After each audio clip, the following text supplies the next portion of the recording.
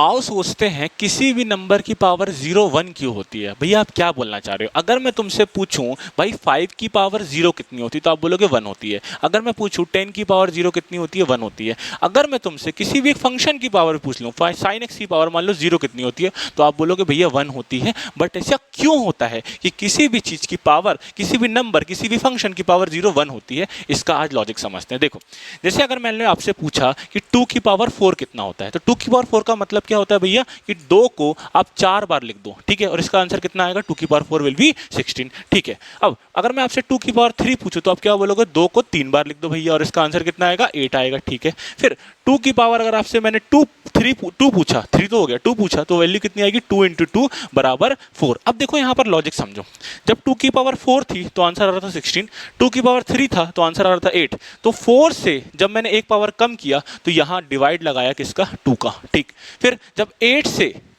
से 4 आंसर आ रहा था तो वो भी क्या हो रहा है डिवीजन हो रहा है प्लस डिवाइड बाय 2 सा, ठीक है। अगर मैं आपसे पूछूं 2 की पावर 1 कितना होगा तो आप क्या बताओगे भैया? सीधे बोलोगे 4 का आधा होगा, मतलब आंसर आएगा 2। फिर 2 की पावर 0 कितना होगा तो बोलोगे 2 का आधा होगा, 2 का आधा कितना 1। फिर अगर आपसे किसी ने इसी में पूछ लिया 2 की पावर -1 कितना होगा तो 1 का आधा कितना है 1/2। क्या फील हुआ कि कैसे होता है? चलो ये तो 2 का है, अब देख लेते हैं किसी और नंबर का। जैसे मान लो 3 का ले लो तो 3 की पावर 3 कितना होता है भैया 27 होता है, ठीक है।